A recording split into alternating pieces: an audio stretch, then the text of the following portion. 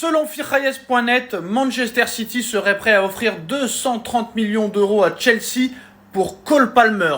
230 millions d'euros pour un joueur qui a fait une saison assez médiocre, à part la Coupe du Monde des clubs. Mais pour rappel, Manchester City avait vendu Cole Palmer à Chelsea pour 37 millions d'euros. Il y a 2 ans exactement. Oui, parce que Cole Palmer est arrivé de Chelsea de Manchester City.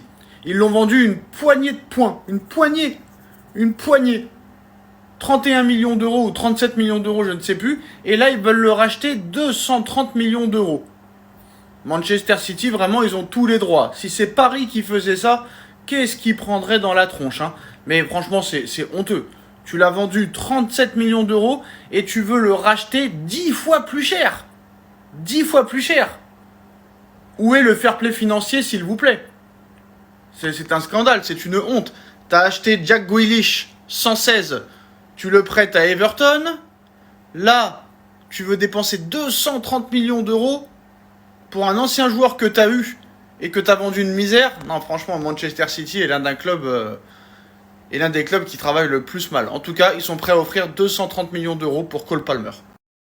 Le PSG lance une offensive XXL à 150 millions d'euros pour Enzo Fernandez, le joueur de Chelsea. Paris qui offre 150 millions d'euros pour Enzo Fernandez. Le PSG aurait formulé une offre de 150 millions d'euros à Chelsea pour Enzo Fernandez.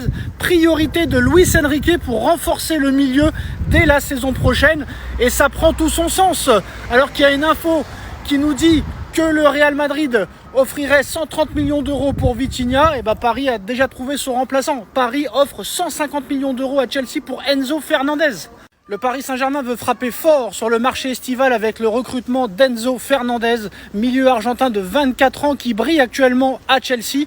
Selon Firayes.net, le club parisien a transmis une offre d'environ 150 millions d'euros, composée de 125 millions d'euros fixes et 25 millions d'euros en bonus, afin de convaincre les Blues de céder l'un de leurs meilleurs joueurs depuis maintenant plusieurs mois.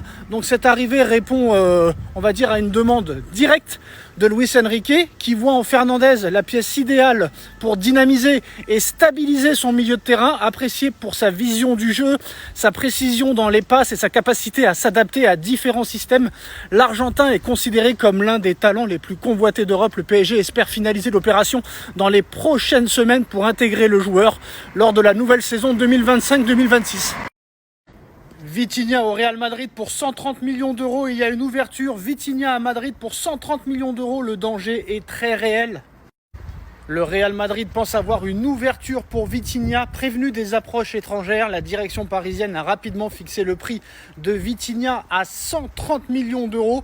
Un prix très élevé qui doit assommer un candidat comme le Real Madrid. C'est finalement tout le contraire, selon le site en Espagne Defensa Central. En fixant un prix clair pour son milieu de terrain portugais, le Paris Saint-Germain ouvre la porte au départ de Vitinha. Tout simplement, c'est le ressenti global du président du Real Madrid, Florentino Pérez en tout cas. Ce dernier pense pouvoir donner cette somme au Paris Saint-Germain pendant ce mercato. Vitinha au Real Madrid pour 130 millions d'euros, ça va être le danger de cette fin de mercato pour le Paris Saint-Germain. On dit même que Vitinha pourrait être élu Ballon d'Or le 22 septembre prochain.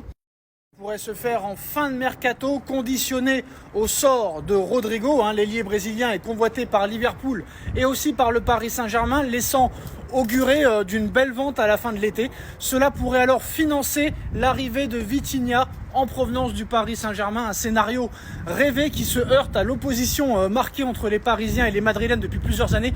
Renforcer un concurrent direct et en particulier le Real Madrid. Le Paris Saint-Germain voudrait l'éviter à tout prix, mais si Florentino Pérez met 130 millions d'euros sur Vitinha, peut-être que le Paris Saint-Germain réfléchira et que Vitinha voudra aller au Real. Incroyable, le Paris Saint-Germain propose un échange Barcola contre Rodrigo, donc c'est totalement fou. On sait qu'il y a eu des rumeurs comme quoi Barcola pourrait quitter le Paris Saint-Germain dans les prochains jours, que Liverpool pourrait faire une offre dans les prochains jours. On sait que Rodrigo veut quitter le Real Madrid et que le Real Madrid demande aussi 100 millions d'euros pour le laisser partir. Donc selon Don Balon, Nasser Al-Khelaifi aurait proposé un échange au Real Madrid Barcola contre Rodrigo, mais Florentino Pérez aurait décliné, exigeant une somme d'argent pour libérer l'attaquant brésilien en plus de Barcola. De plus, Xabi Alonso ne serait pas séduit par le profil de Barcola et souhaiterait plutôt réinvestir sur un milieu de terrain de premier plan. Le PSG n'est pas seul sur le dossier Rodrigo. Tottenham, qui affrontera le Paris Saint-Germain en finale de Super Coupe d'Europe mercredi, est également intéressé. Bradley Barcola devrait être de la partie. Reste à voir si Luis Enrique va le titulariser ou non. Mais le dossier Rodrigo Barcola, pour moi, est loin d'être terminé et tout pourrait être lié en fait. As dévoile une énorme bombe ce soir. Pérez va mettre Vinicius Junior sur le marché des transferts. 150 millions d'euros ou rien. Mbappé a pris le pouvoir. Voilà la une de As de demain matin. As dévoile un extrait de leur article qui va sortir demain. Mbappé a pris le pouvoir. Numéro 10, tireur officiel des pénaltys, tireur officiel des coups francs, aile gauche. Tout est à lui. Vini veut partir depuis plusieurs semaines, depuis même plusieurs mois. Mbappé lui a montré la porte, la sortie, et le Real Madrid veut tourner la page Vinicius Junior pour donner les clés du camion à 100% à monsieur Kylian Mbappé. Et le Paris Saint-Germain pourrait dégainer une offre très bientôt dans les prochains jours. C'est le quotidien As qui dévoile ce soir un extrait de son article qui sortira demain matin. Et franchement là, ça fait l'effet d'une bombe. Très clairement, la fin de ce mercato peut être légendaire. Mbappé qui demande carrément à Pérez de le vendre. C'est quand même fou. Tout ce que demande Mbappé, il l'a dans n'importe quel club, dans n'importe quelle sélection. Mais en tout cas, c'est vraiment une énorme info. On en saura plus demain quand l'article de As sortira ce matin même. Mais voilà, Florentino Pérez met Vinicius sur le marché. 150 millions d'euros ou rien. Mbappé a pris le pouvoir et le PSG pourrait dégainer une offre très bientôt. Le PSG va commencer à réfléchir à une vente et un départ de Bradley Barcola avec une offre au-dessus de 100 millions d'euros qui vient d'arriver sur la table. Alors il y a une source interne du Paris Saint-Germain qui déclare « On ne va pas se mentir, il y a 95% de chances qu'il reste à Paris, mais ce n'est pas à 100% sûr. » Donc voilà, très clairement, on connaît cette petite phrase de dirigeant interne « Pour faire valoir ton pion plus cher qu'il ne vaut ». Ça, on connaît la chanson. Alors Barcola quittera le Paris Saint-Germain à deux conditions. Bradley Barcola doit exprimer le désir de quitter le club et un club doit proposer plus de 100 millions d'euros. En cas de départ de Bradley Barcola, le Paris Saint-Germain envisagerait Rodrigo comme possible remplaçant. Pour l'instant, aucune négociation n'est entamée avec le Real Madrid, mais le profil de l'ailier brésilien madrilène plaît beaucoup en interne. Le dossier dépendra de l'évolution de la situation de Barcola.